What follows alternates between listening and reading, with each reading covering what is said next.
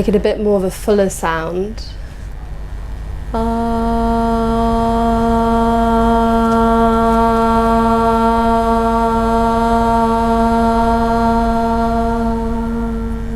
it. And even fuller again.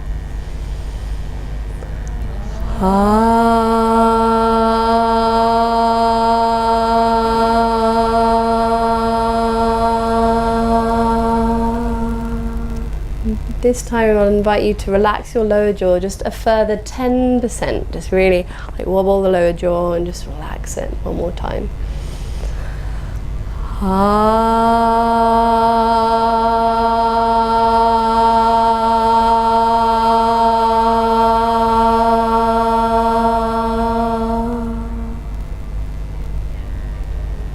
Good.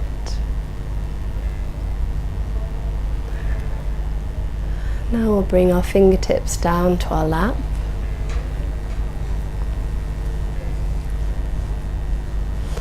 And repeat after me. Ah, ah, ah, ah, e,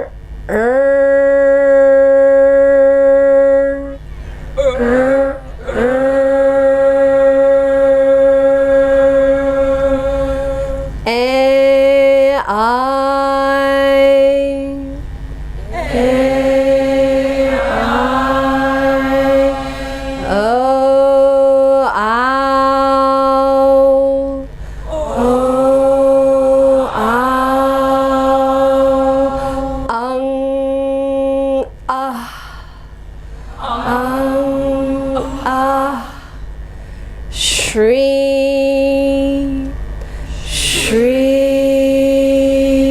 Ganeshaya, Ganeshaya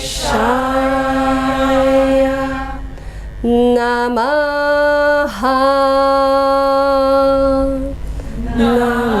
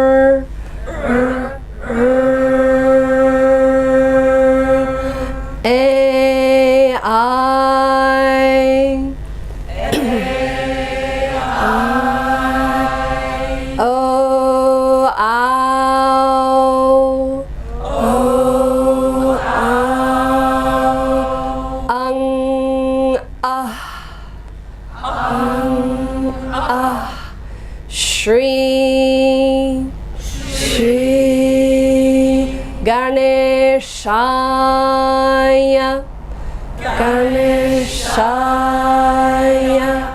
Namaha, Namaha. Ah, ah, ah, ah, e, e.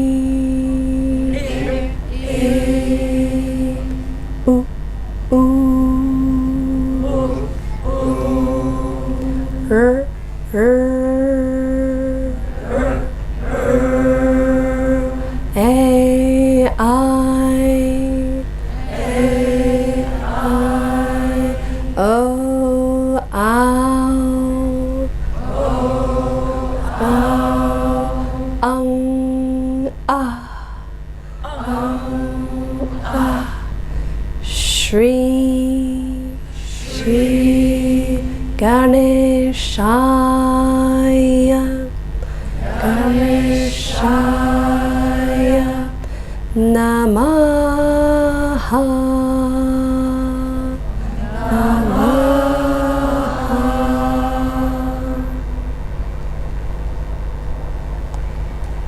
listen and repeat.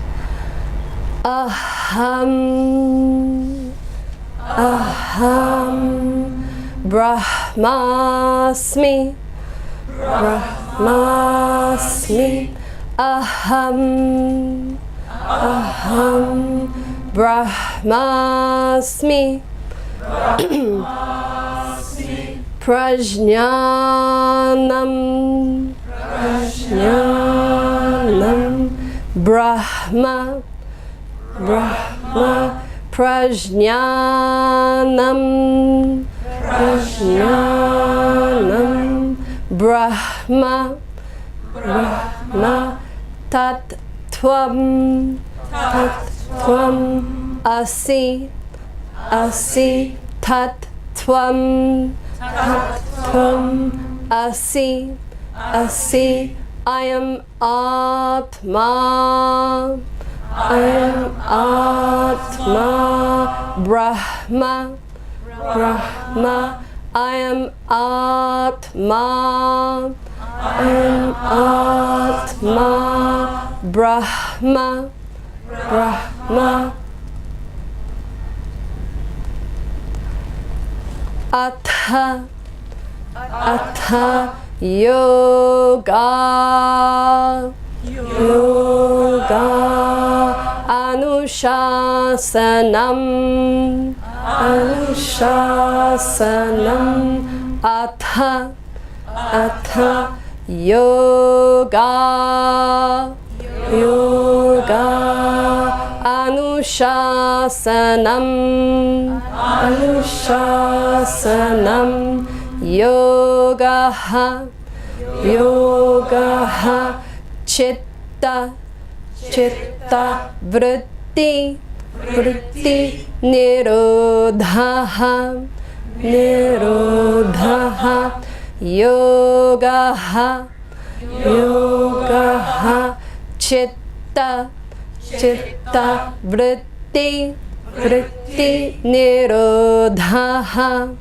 Nirodhaha, Tada, Tada, Drashtuhu, Drashtuhu, Svarupe, Svarupe, Avasthanam, Avasthanam, Tada, Tada, Drashtuhu, Drashtuhu, Svarupe, Svarupe, Avasthanam, Avasthanam, Vritti, Vritti, Sarupyam, Sarupyam, Itaratra, Itaratra, Vritti, Vritti, Sarupyam,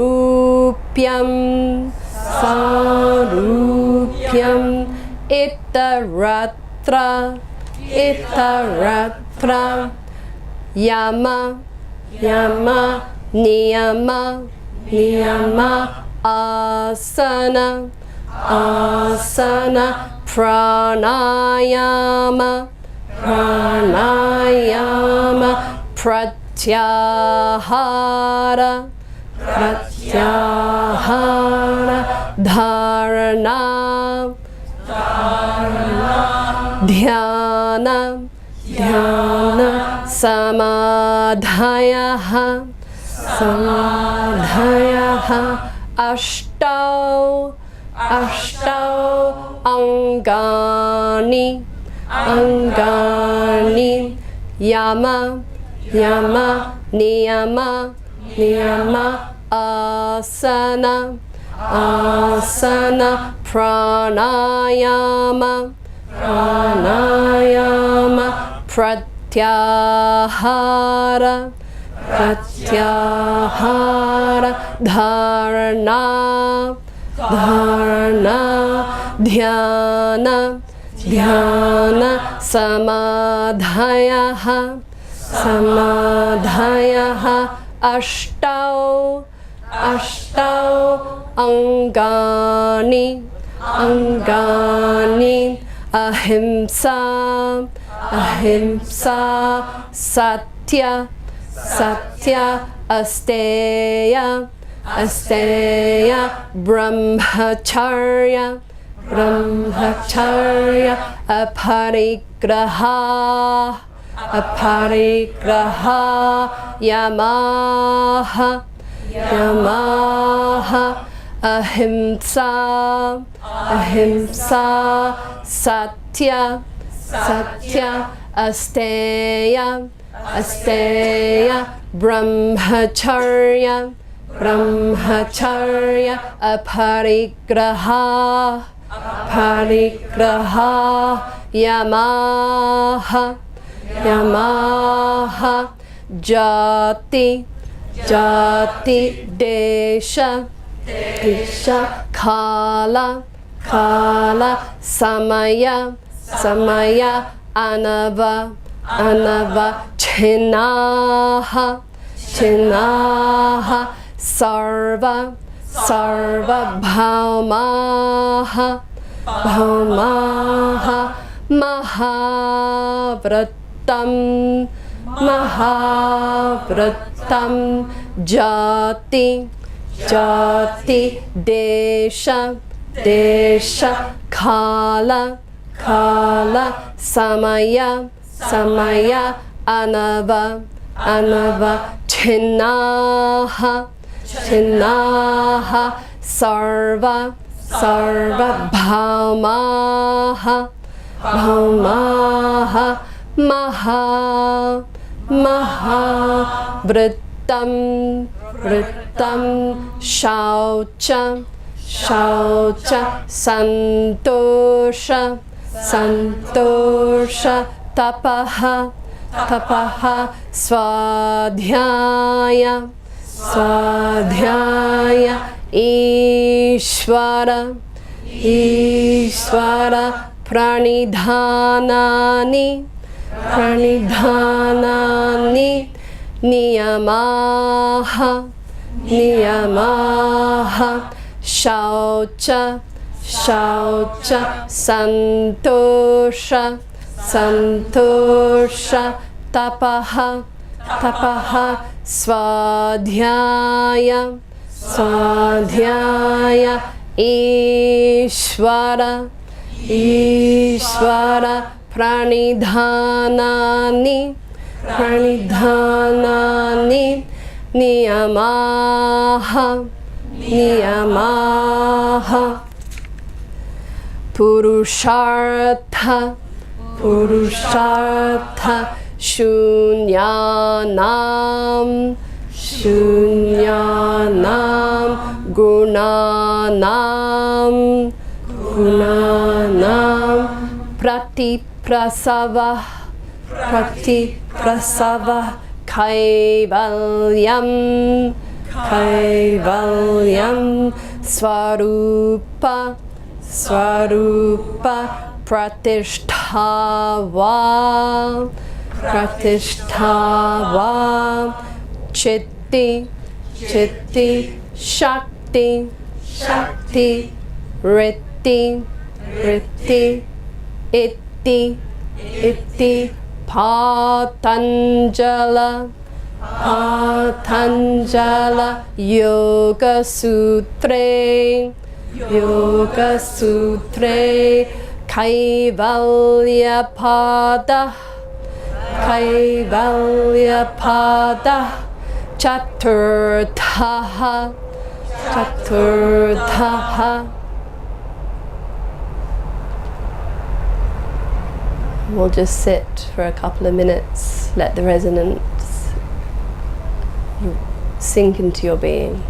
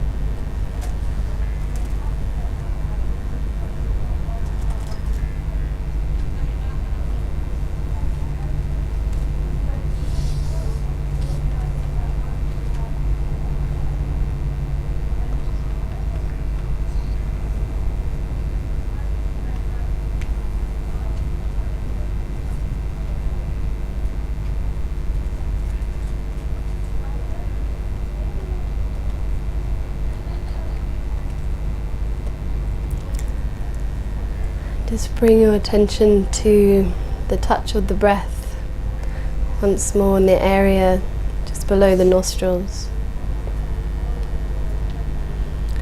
Just notice if the quality has changed in any way between now and before you started the practice.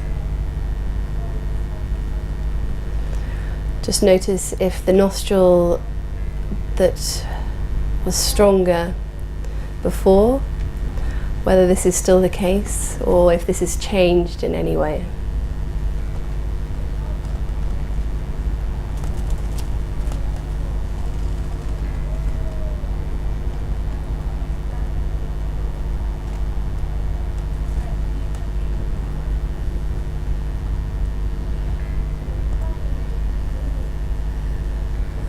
And then we'll slowly make any small movements we need to bring our attention back to our surroundings and the room we're sitting in.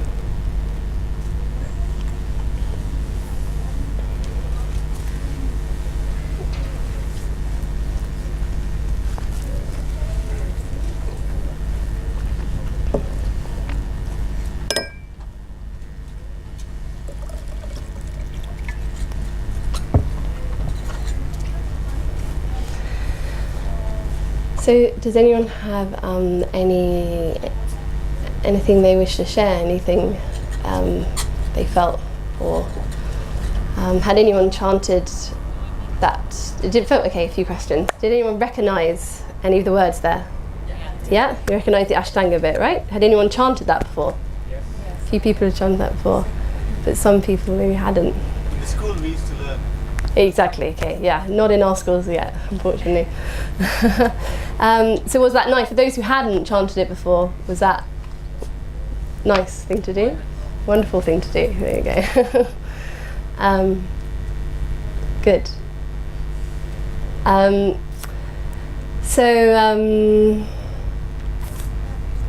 Often, does anyone feel that sometimes people feel they want to share something after they've chanted, but you don't have to, it's quite a big group. Just giving space, no?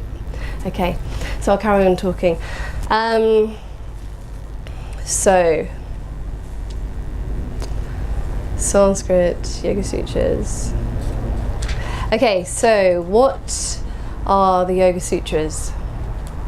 And why, does anyone know the name of the man who, supposedly the man who wrote them? Does anyone know the name? Patanjali, yeah, okay. Why did he write them? What is the purpose of the Yoga Sutras? Why do we engage with them? Why do we want to engage with them? And why did he want us to engage with it? So where are we meeting in this process of teacher and student? Patanjali is theoretically our teacher and we are the student, and our motivation and reason for coming together will in many ways determine the outcome, the fruit of what happens in that meeting. So it's really good before we engage with a spiritual text to just have a little look at, why we're doing it. So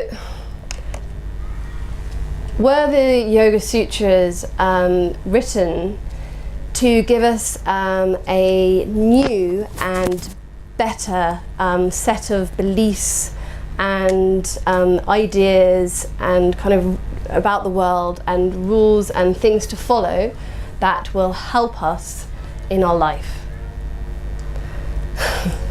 Yeah, to some degree, exactly. You can definitely chant. You can engage with the sutras in a way where we're, okay, how can this help me? Ultimately we've all got suffering, and the Yoga Sutras, we can approach it as a way to help us move out of that suffering, improve our psychological state, and give us tools to how to deal with difficult situations in our life.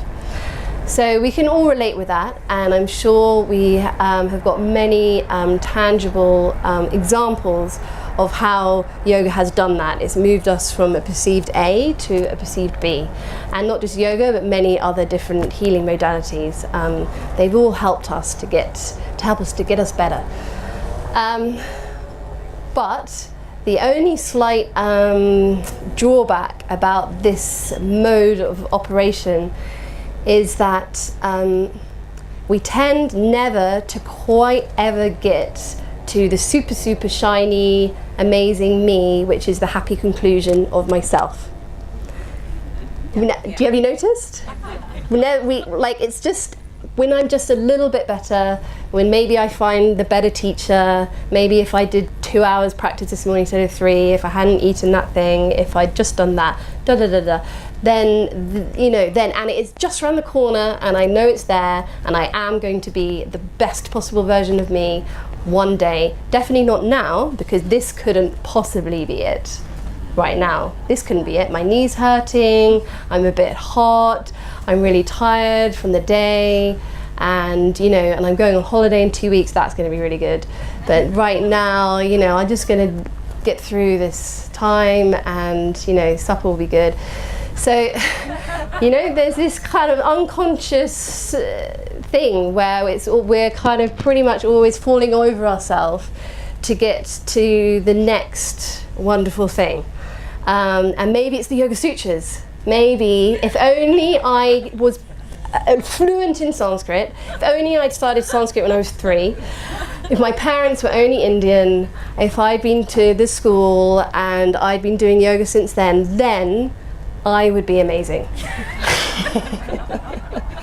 And perhaps this is the route, because I've heard, yoga has touched me so profoundly that there must be something more to it. So if only I could understand the Yoga Sutras. Has anyone here tried to read an English translation of the Yoga Sutras?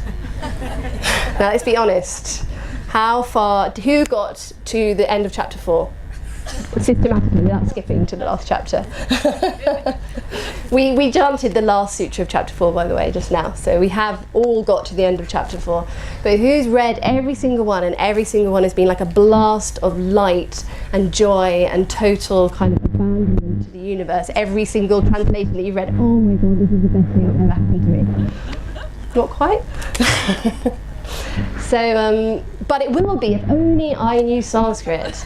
If only I could just be a little bit more committed, more academic, and my brain worked in that way, then I'm sure I would be enlightened. So one of the, there's 6 conditions that make a sutra, and one of them is that it's Vishvamukha, which means it's all faces in all directions. Mukha. Adho Mukha Svanshvasana, more words than you think. Vishwa in all directions, which means that in English the word we say is universal. And it means it can be accessed at any time by anyone in any situation. There is no prerequisite to already be fluent in the language that it's written in. The only thing that you need is a very, very attentive and refined ear, and an openness to connect to sound. Because the Yoga Sutras are a spiritual and symbolic language. And we're going to talk more about that. But if we try and translate it from our, usually we're in the physical realm, if we try and translate it from the realm that we normally operate in, we're not going to access what the Yoga Sutras is trying to take us to, because it's written from another place. So we need to kind of let go of our ideas of this word means this word means this, the way that we're all taught. If I want to know something, I study it. And we're dealing in a spiritual realm, so that's brilliant, because most people are like, oh, I haven't got time to study the Yoga Sutras. Oh God, I'm going to feel out of reach. We can let go of that completely, and we can just relax and listen to the sound, which is how children learn English, right? And it's how you can pay loads of money to do the Rosetta course and learn Italian or Spanish. You basically sit in a really comfy chair, and they just play you the sounds in a particular way. I can't remember how you pay like £1,000. You sit in the chair for 5 days, and then you're fluent in Italian. So that's they've proven that that's the way that we learn the best. It's a receptive, joyful, fun way, not in the way which probably most of us, if you're Western, have been schooled in a different way. So first of all, we kind of have to unschool ourselves a bit, which is hopefully a relief. So the Yoga Sutras are not there to provide us with a new set of beliefs, ideas, structures and rules for us to follow, because they're Vishwamukha. They apply in every situation. Any rule, any belief that you make, even if it's applicable 95% of the time, you will be able to find at least 5% of the time when it's not applicable. You can always find that particular situation, that particular context. Don't be violent, except for when you're saving the child who's been beaten up by someone else. Then you can be as violent as you want to, So all these rules that we make, they can always be looked at from the other side. So what the Yoga Sutras are there to do is to get rid of all of our beliefs and ideas and identifications, so that we can be fully present with whatever the situation requires from us.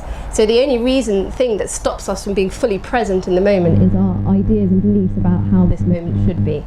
We all, I'm sure, have experienced that. I shouldn't be on the tube stuffed in a tunnel, waiting here for 50 minutes stuck in a tube. Okay, you can understand why that's uncomfortable for all of us, but it's the belief. So then anxiety, panic, it's the actual situation is fine. We're just in a tube and hot. We're just super hot and it's horrible. But it's the idea that this situation should not be happening which is causing all of the trouble. So the Yoga Sutras are here to show us how the mind works, not so that we can try and change it, because if anyone here has tried to change their mind, they will have realized that it's not possible. Well, you can change it a bit, but fundamentally it's very, very hard to really, really change it. It's there so that we can see, so we can have the tools, so we can that's what's happening. And it's in the seeing of what's happening that then, as a byproduct, something may change, but you can't be wanting the change to happen in order for it to happen. You just have to be openly and genuinely there to see what's happening. So it's useful to know that when we're engaging, okay, why am I going to the Yoga Sutras? Sometimes we can take a tool from it, and we can take, okay, in this situation, the Yoga Sutras suggest doing this. And it can be kind of helpful, but if we're wanting to go to the ultimate place where the Yoga Sutras are trying to take us, it's useful to know that we're not trying to gain something from it, we're actually trying to shed and let go of everything that we're holding on to. And the way that we're trying to shed and let go is with the torch of light of vision, to just see what's happening. So a little story to illustrate this. I didn't have a whiteboard, we'll try with this blackboard, hopefully everyone can see. So this is the story of Patanjali. So has anyone read like Obelix and Getafix? Yes. And asterisks and all of those things? So Patanjali is a bit like that.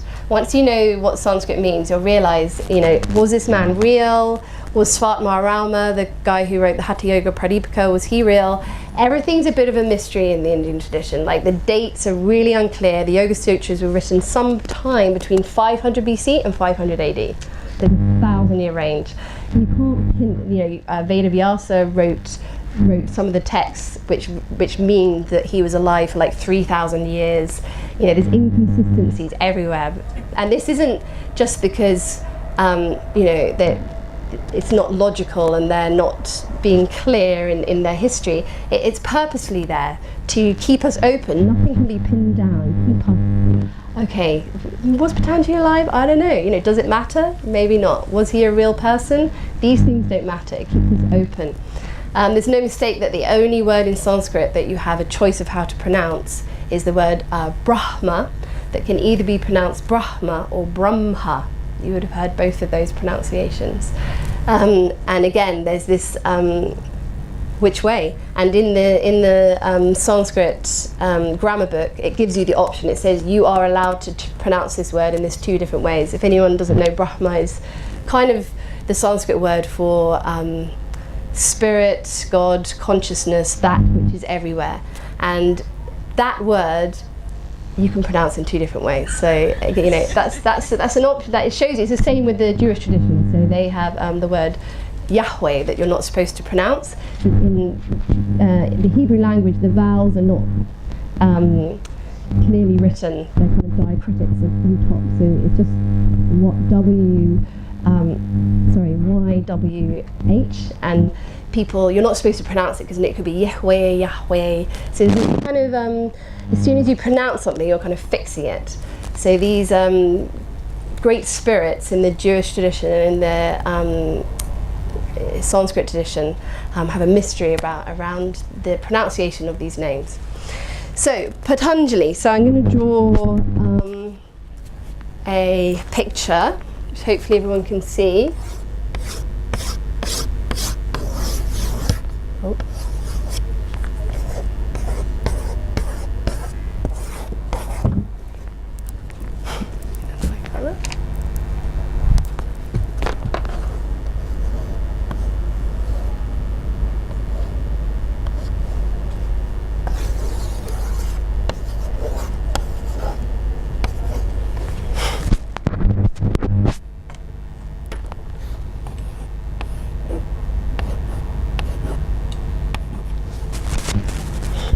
Okay, so is that clear? That's the end of that, right? No. So, this is a 1,000-headed snake, and on top of his 1,000 heads, he is holding the whole universe. So that's the world. I've just drawn the world. Yeah, and he is also holding Vishnu, who's in Vishnu Asana. So this thing with the thing up there.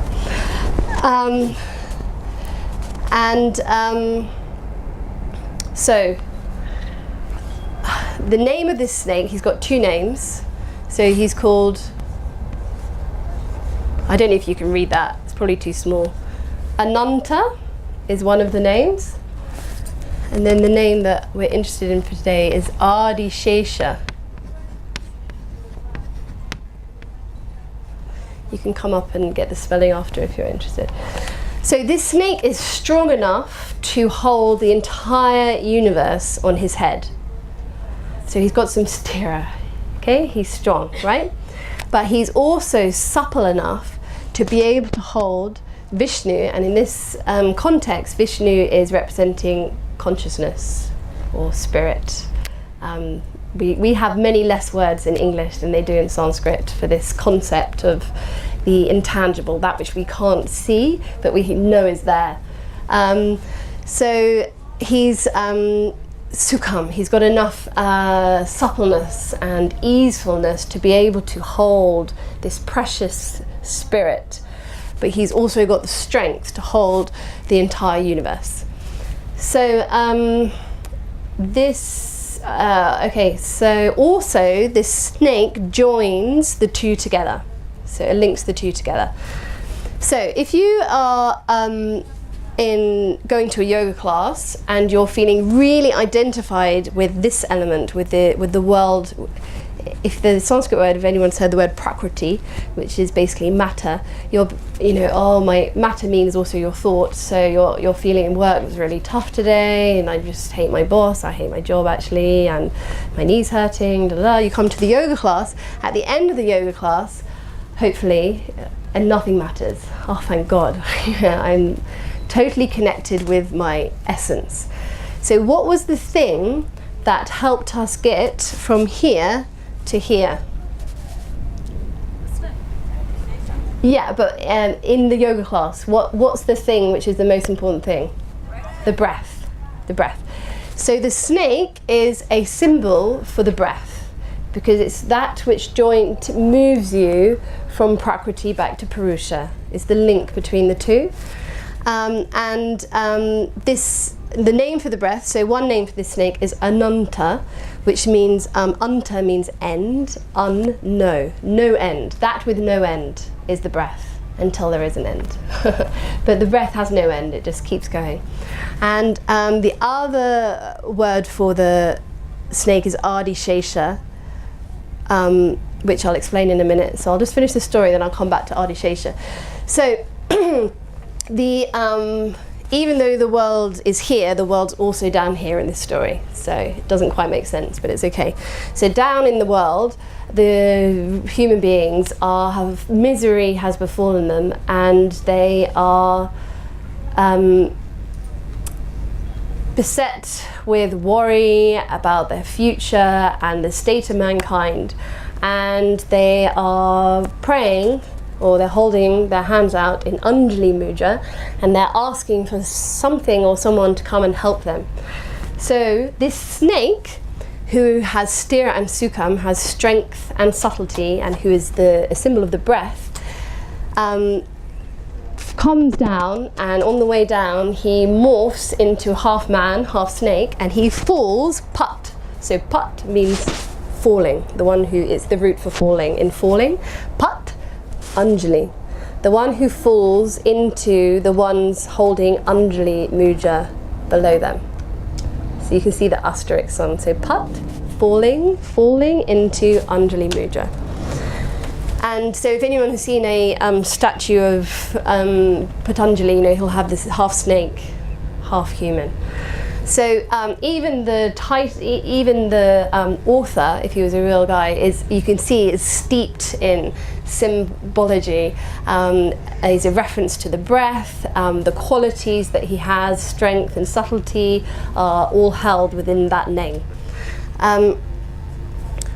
So the other thing which I'm going to talk about, because this is important.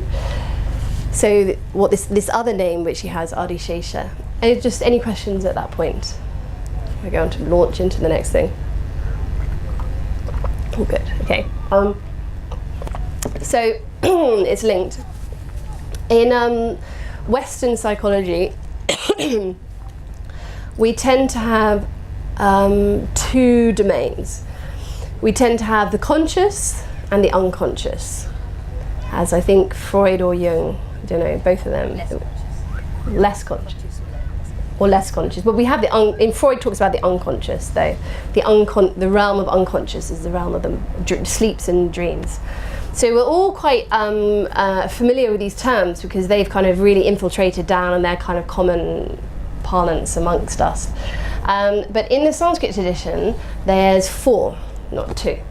So in the Sanskrit tradition, we have what's called, again, we have no real name in English to describe it. We have the causal realm, the subtle realm, the physical realm, and then we have the 4th, which is that which permeates them all, which isn't a realm or a state. Turiya is one of the words for it. It's that which permeates all of the states. So the physical realm, we can all probably have some understanding of what that is. We feel like we have some connection and understanding of the physical realm. The subtle realm, the realm of the mind, it says in the Sanskrit tradition that there is in fact no movement in the physical realm. All movement comes from the realm of the mind. So when Shakespeare said there's no good or bad, but thinking makes it so. The thinking brings the movement. I know that's kind of incredible for our minds to believe, because it just feels like there's movement happening everywhere. But we may have, experienced in Shavasana or in other experiences where when the mind is totally still, our experience of the movement in the physical world out there changes. So the mind is very, very instrumental in the way that we perceive the physical world around us. So this is the realm of the subtle realm, and according to the Sanskrit tradition, the only place where there is any movement is in the subtle realm. And then we have this completely unmanifest realm, unapparent realm called the causal realm, which, as the English word suggests, is what causes everything to come into manifestation. It's something that's very hard for us to talk about. I've got a quote somewhere. Anyway, I'll pull it out in a bit. I won't lose the thread. It's I'm going to pull it out. I'll get it out. I'll have a quick look, see if it's just to hand, because it's really good. It's from the Mandukya Upanishad. So has anyone looked at the Mandukya Upanishad?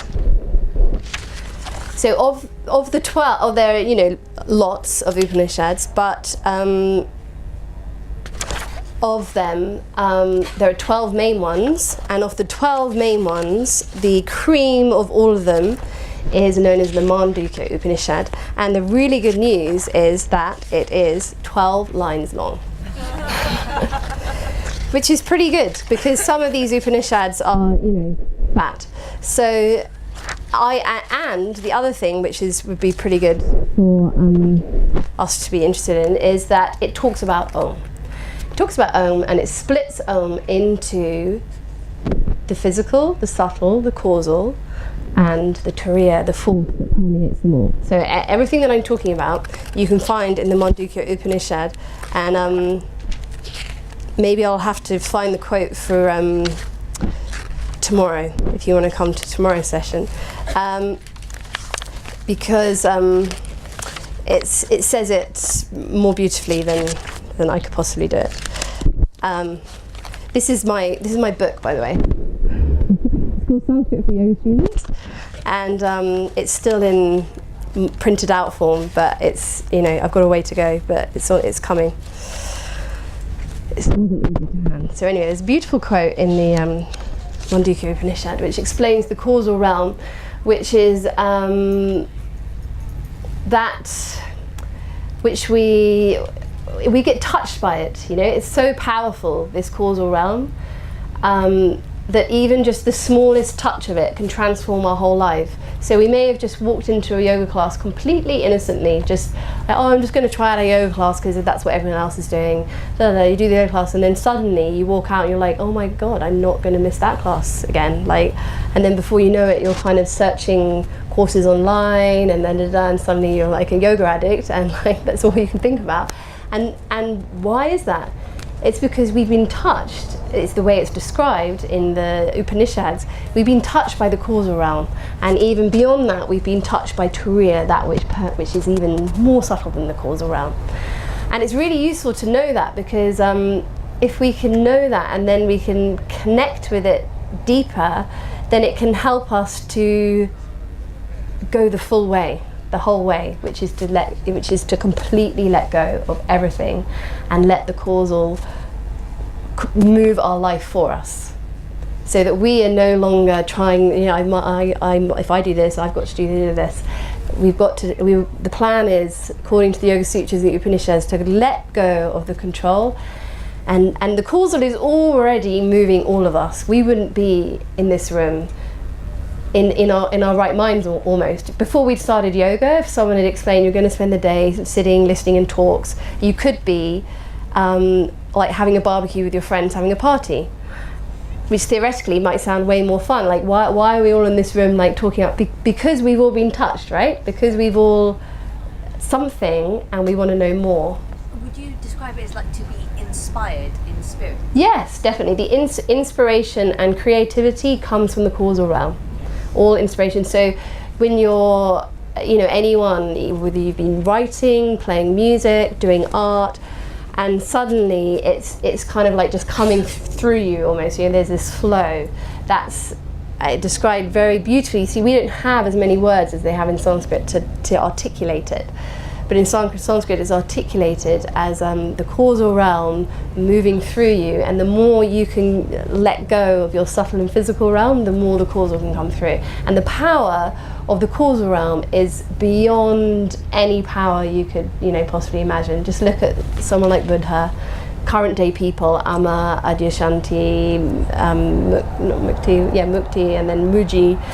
These people, all they've done is get out the way and let spirit come through, and the profound effect they're having on hundreds and hundreds of thousands of people, it's absolutely extraordinary. That's not them, they just managed to let go. So that can be a real relief to know, because you can just say, okay, phew. It's the first step of AA. My life has become unmanageable, and I can no longer, I can't do it myself, basically. I hand over I cannot get through this addiction or this pain or whatever myself. I hand it over to something greater than me, and that is the first step. Until you do that, you can't really progress in the path of AA. So okay, so this is all back to Patanjali. So I just needed to give you a bit of a background about these three states and then the fourth, because this understanding permeates the Upanishads, permeates the Yoga Sutras, and it's really vital when you're looking to translate something, or if you're looking to connect with the resonance of something, which they're called padas in Sanskrit. Which pada are they talking from? Are they talking from the physical realm here? Are they talking from the causal? Are they talking from the turiya realm? Because the place that they're talking from will determine the place we've got to try and find in ourselves for the resonance to speak to us properly. So it's really useful to know that they speak from these 4 different places. So the Yoga Sutras are written in 4 pada. So in English, often they're just translated as chapter, which is just a boring old word, 4 chapters. But this word pada doesn't mean chapter at all. It means many, many things. Or one thing it means is a step. So what happens when you take a step? Padangusthasana, or these asanas have got pada in, right? So foot, movement, step. When I move from here to here, I literally see this room in a different way. As your angle changes, you see things in a different way. The word pada also means is connected. It means illumination and light as well. So as we see things from different angles, illumination, light. So that time when you're speaking to a friend and you're just like telling them about the problem, and then this, and then they say, well, how about if you saw it from maybe it wasn't all them, and maybe you were actually involved as well, and you're like, and when you see from another angle, it's illuminating. It's like, oh wow, now I see the situation in a completely different way, and that brings us clarity. So it's really important to move, to step, and see things from different angles. So the Yoga Sutras, the first chapter is talking from the physical realm. The second chapter is talking from the subtle realm. The third chapter is talking from the causal realm. And the fourth chapter is called Kaivalyam, and that is the goal of yoga. If anyone thought Samadhi was the goal of yoga, I've done a little video on this actually recently on my Facebook page. I might not talk, anyway, Samadhi is not the goal of yoga. I'll talk about that maybe today or tomorrow. Kaivalyam is, but most people haven't heard of Kaivalyam. But the fourth chapter of the Yoga Sutras, is because most people never get to the fourth chapter. They stop halfway through the second, where Samadhi. If you get to the fourth, the title is Kaivalya Pada, the standpoint from Kaivalyam. This is how the mind operates from the standpoint of Kaivalyam. Has anyone heard this word before? No. Yeah, and any feeling idea about what this word might mean? Yeah, that's often translated as liberation. Yeah, but actually, if you break apart the word, that's kind of like a poetic. Was it you who said it? I couldn't remember. It was you. All right. Yeah. Liberating isolation. You got that bit? Yeah. So the root of usually I have a whiteboard, but I'll just say it. Of Kaivalyam is, well, before I say that, Kaivalyam comes from the word Kevala. Kevala means alone, one, just one. So often people say, but the Yoga Sutras is dual, right? Because it talks about Purusha and Prakriti. And then it's like, well, if you look at the final chapter, you'll see that actually it's talking about one. Kevala is one. And then Kaivalyam is a Tadita form, which means the energy, the essence, the quality of one. So when there's one, you're alone. So when we think of the word alone, we think lonely. It's not lonely, it's just taking the one seat, fully stepping into your essence and stepping into oneness. So the root of this word is cave, K-E-V, And the meaning, or a beautiful meaning of this root cave, is sevane, which means in service. So in the action of service, you will know what kaivalyam means. You will know what oneness means. Which is amazing, because when we're in true service, when we're out of the way and we're able to respond authentically and directly and genuinely to what is present in front of us. Then we're in service, because we're not in service to our own personal ambitions and ideas. We're in service to one. And so it's beautiful, because I think this is often not brought to the fore in yoga, the yoga world, and it's often yoga, and then if you want the deep stuff, you go to Buddhism or something, because that's where all the texts are. But it's actually there in the Yoga Sutras. Service, oneness, the goal of the Yoga Sutras. Step back into service, and then you will know this oneness. So it's really important to have a feel for this pada, this theory of the pada. And the pada is talked about explicitly in the Mandukya Upanishad. It describes each of these pada in turn in only 12 lines. So that is one that you probably could access. It's actually much more accessible than the Yoga Sutras, and it's just beautiful to read. So if you come tomorrow, I'll find it on my phone and read it then. So linking back to this, and now I'm ready to tell you what Adishesha means. So if anyone know, I believe his name is in the Ashtanga opening prayer. Does anyone know the word Adishesha? Comes in a few of the opening prayers, for Patanjali opening prayers. So the root of Adishesha, if you want to understand the Sanskrit word, always look to the root. So the root is shish. A dot underneath a letter in Sanskrit means put the tongue to the roof of your mouth. Sha, sha. So if you see a dot underneath a T, put your tongue to the roof of your mouth and go ta, ta. And then under a D, da, and na. So ta, da, na. And then you have an aspirated ta, so you have ta. So the Sanskrit language uses this cerebral position that doesn't exist. We've lost this whole position in English. The tongue doesn't come up like this. And we've also lost bringing up stuff from here. So we can exaggerate it if you do Kapalabhati. So you bring it right from the tongue. And then so Buddha. It's not Buddha, Buddha. We as English people usually have to exaggerate it a bit to get it to start with ha. Eventually it can be more subtle, Buddha, but ha. And it's coming right, so we're using the whole body when we speak the Sanskrit language. So this is a shish. The sha, the second sha is with the tongue up. Sha. Sha. This sha is with the tongue in the normal sh position, sha. So we can all make that sound. This sha is like this, sha. So shish. Hard word for us to say. So this is the root of Adishesha, and the root of shish means in the remainder. So in the remainder, you will find out what Adishesha means. So what does the remainder mean?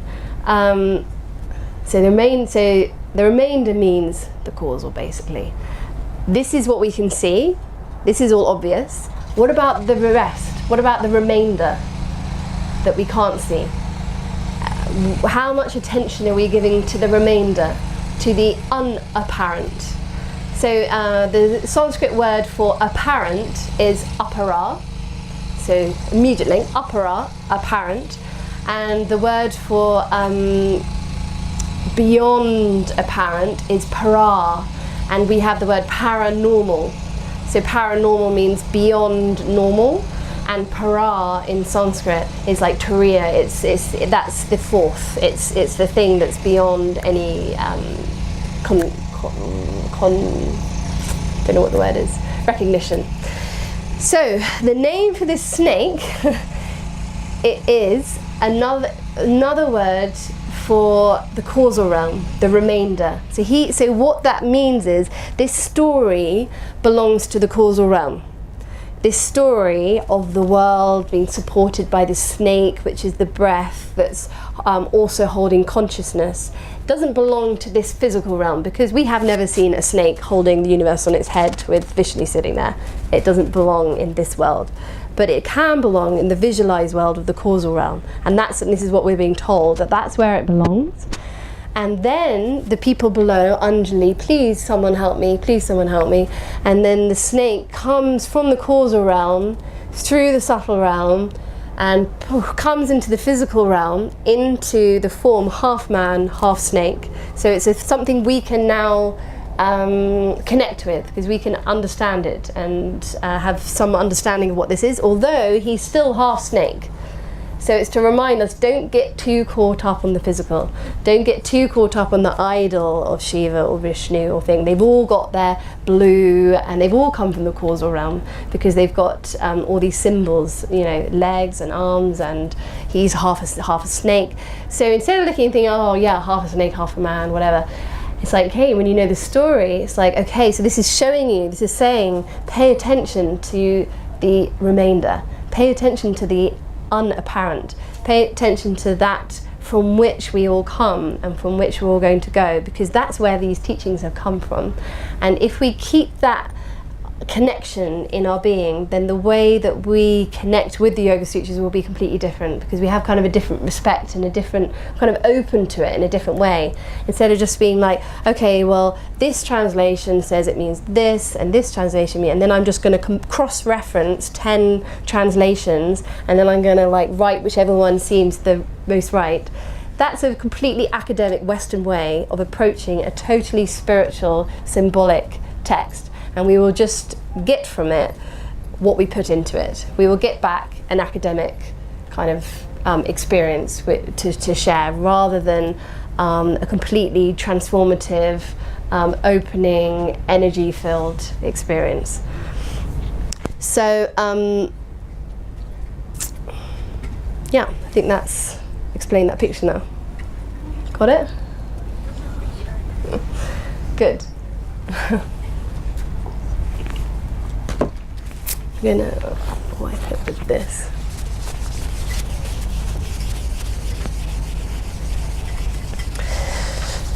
So,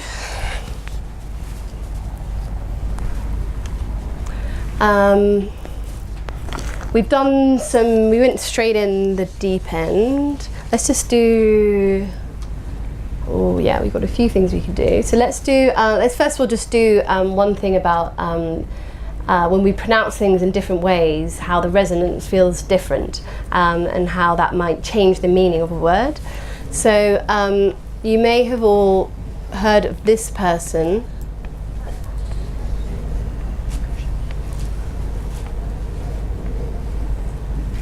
Can you see that? So how would we say that usually if we're Krishna? Krishna, yeah. So now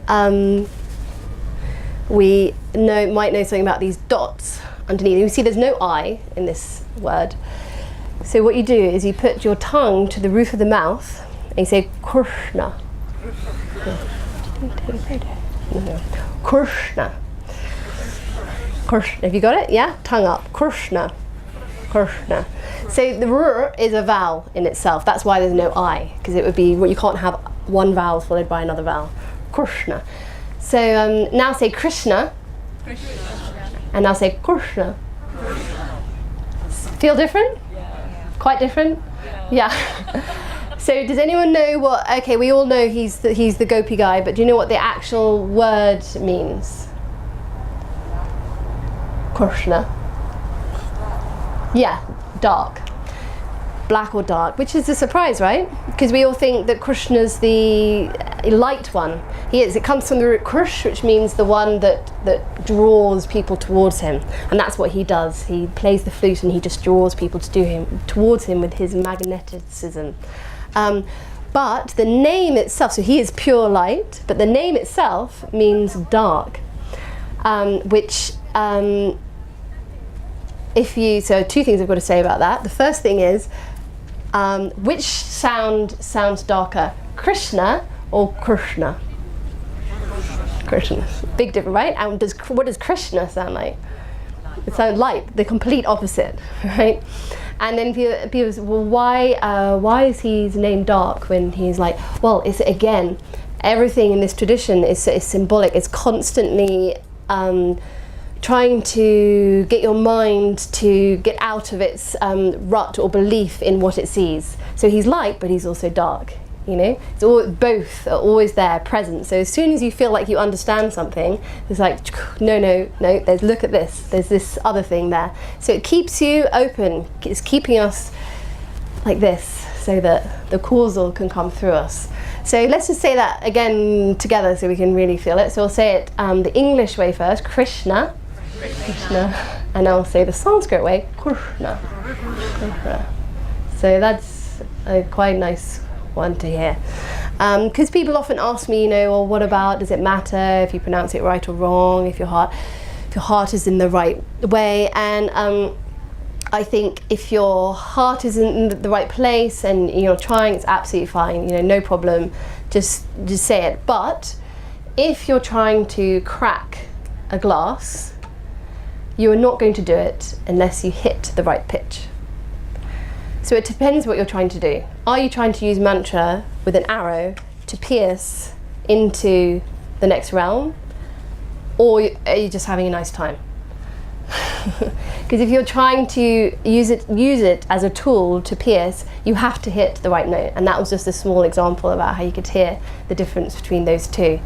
And I can show you another example. So, we'll start first of all with the vowel, the sound. So we did this at the beginning, and we all did the sound So let's just try making that sound together.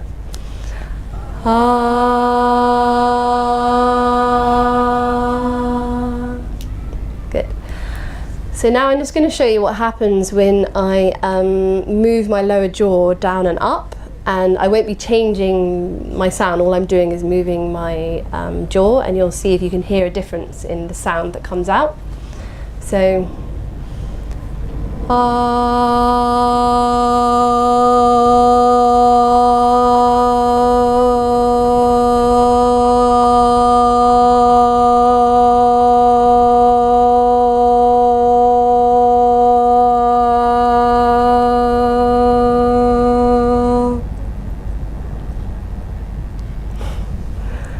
can you hear the difference? So I'm lucky, I had my, well, don't know lucky, but anyway, I went through a massive teeth procedure. I had my jaw, kind of like, I wore a thing that I lapped for my mouth for like 2 years. Well, I got my whole brain thing changed and teeth put back in and all this extraordinary stuff. So I have a bit of capacity with my jaw, which has actually helped me. But so, don't worry if your jaw doesn't go so much, but I want everyone to just experiment. We do all have more capacity than we think. And a good way of doing it is if you rest your things here, and it just kind of helps you to feel as your lower jaw goes down and up. So we're just going to do that ourselves and do it and feel what happens in this area as you get, and when you get down, like there's a difference when your head's like this, and when your head's when you try and like slight Jalandhara Bandha, slight tuck in, it kind of really affects the vocal cords. So let's just experiment together.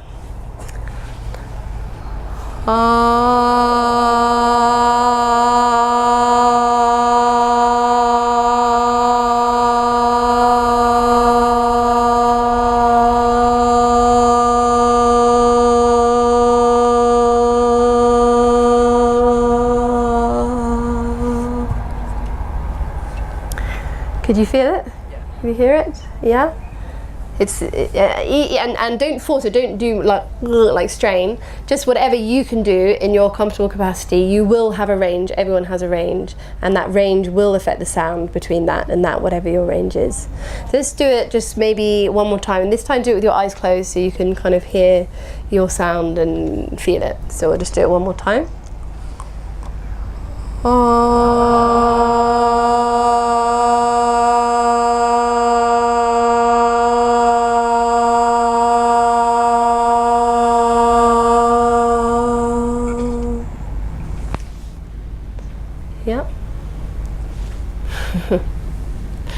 and again with the sound, this is like a sounding practice. Just getting out the way and just letting the sound come, because it's different to a singing class where we're trying to train our voice and trying to produce a really beautiful sound. This is not what we're doing when we engage with the matrika. These are called the 16 divine mothers of Sanskrit, which are the vowel sounds. Each vowel corresponds to a different element, and more, obviously the 16, but 10 of them correspond to the elements. The practice is, for, not necessarily for once, but to finally just let whatever wants to come out of your mouth come. So we're not trying to manipulate it or change it according to what we're thinking sounds nice. I know you heard a different sound when I opened my mouth, but it wasn't that I was making a beautiful sound. I think what it was that you heard was there was a resonance about it, right? And that was not to do with me trying to make a beautiful sound. It was just literally open my mouth and just let it come. So let's just do that one more time, and we'll just go straight. We don't have to do the smaller up. Just go straight into making the R sound, and however it wants to come in this moment, because it changes at all times. The sound is coming from everywhere in our body, and it's just making the sound, is releasing things. So with that kind of respect for the sound, we'll just make it one more time, and we'll just get out the way and just let the ah come.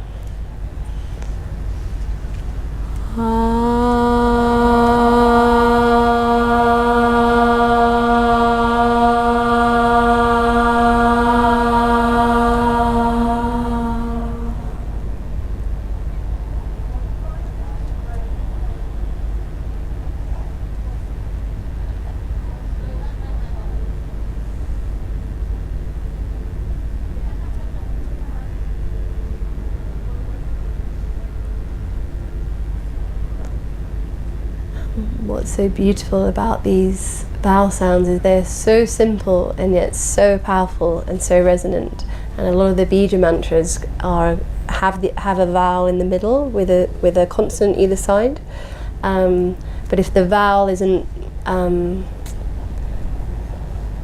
almost have the respect in the right way, it's not necessarily going to do what it's supposed to do.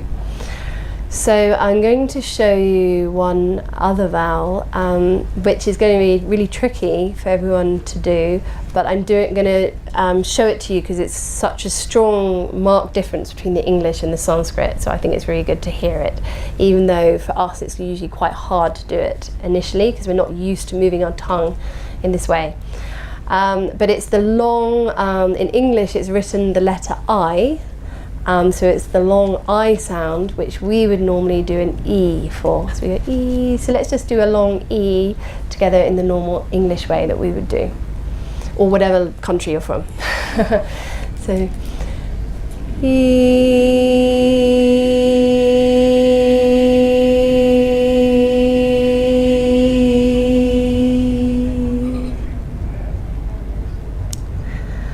she's got quite a it's got a particular energy to it, which you'll hear clearer when I show you the Sanskrit one. So the Sanskrit E isn't like that. The Sanskrit E, you keep your mouth in the position of the ah, and you lift your tongue up halfway. So you don't lift the tip up, you just lift the whole tongue up and have a little bit of strength in the back, and then put your focus on the upper half of the mouth. So I'll just show you so you can hear the difference. I'll go from the ah to the E, and then I'll do the English E and back again.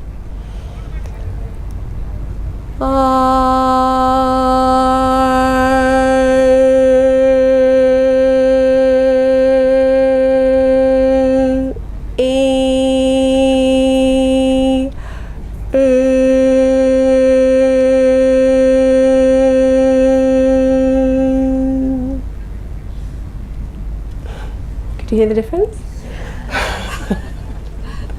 can you feel how meditating with E is not going to get you to the same place as meditating with and you can see why the sound would be written with an I, with the left. That's because it's the only thing that we've got, you know, that sounds like it. And in the Sanskrit, it's, you know, the Devanagari. Because how do you write that sound down? You see, and so luckily there is still an oral tradition in the Sanskrit world. You can only learn from someone who knows. It's the same with English. How do you know how to say Leicester unless someone can tell you? Otherwise it's Leicester, you know? Not quite as spiritually resonant, but anyway. I think. So we're going to give it a go. This one takes a bit more time to practice, so don't worry if you can't get it. And you know, there's lots of tongue exercises I give people who want to get it. So we'll just try for now. So we're going to go from the R, and I recommend keeping your hand here because it stops you from doing that. Again, it's important to keep your attention in the back of the neck here. You're lifting the tongue and bringing your attention to the upper chamber of the mouth, and there's kind of like a little bit of tension. You're holding your tongue like a little bit like that. Let's try. So we'll go from the R.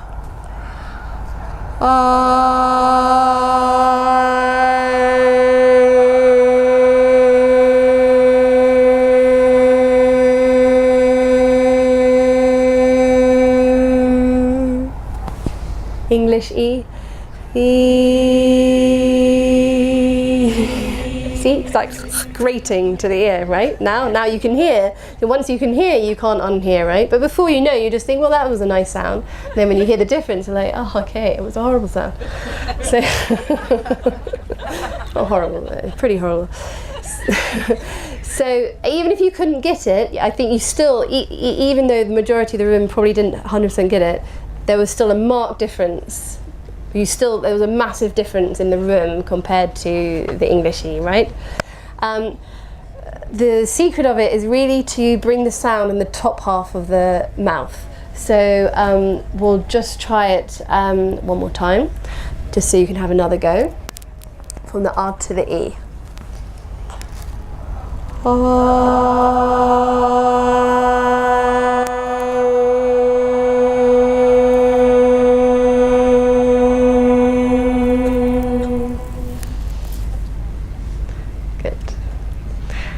So I've just been given the 2-minute warning. So in these 2 minutes, I just want you to bring your attention to the upper part of the tongue and feel it. Just rest in its rest position. And then I want you to bring your attention to the lower half of the tongue. And can you feel a difference between the upper part of the tongue and the lower part of the tongue? If your mouth is closed, if your eyes are closed, just feel into it. The top half should feel sparkly, kind of resonant, open. It's kind of present, and the lower half is just kind of this chasm into the underworld. Does anyone feel that? If you close your eyes and feel the top half of your tongue, it will feel very different to the lower half of your tongue, the underside of your tongue and the upper side of your tongue. So the upper side of the tongue in the microcosm is the physical realm. The lower side of the tongue is the causal realm. So what you do with your tongue is changing what's happening in the physical, causal and subtle realms in the microcosm of your mouth, which affects the whole body. So that's just a little taster in the last 2 minutes. So we're going to end with a tiny little chant. Bring your fingertips to the area of the heart, close your eyes, repeat after me. Shantir.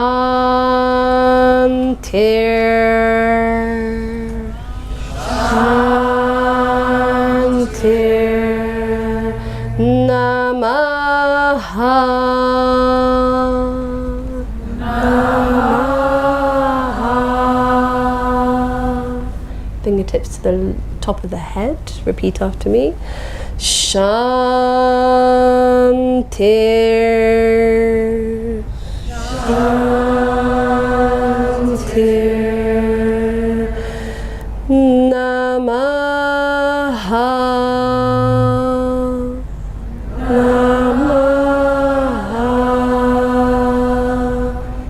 Fingertips to the lower belly. Repeat after me. Namash. Namash. Shanti.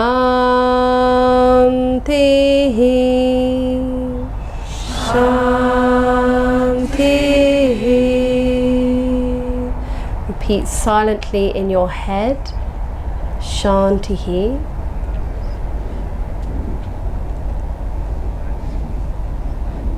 Repeat after me. Harihi. Harihi. Om together.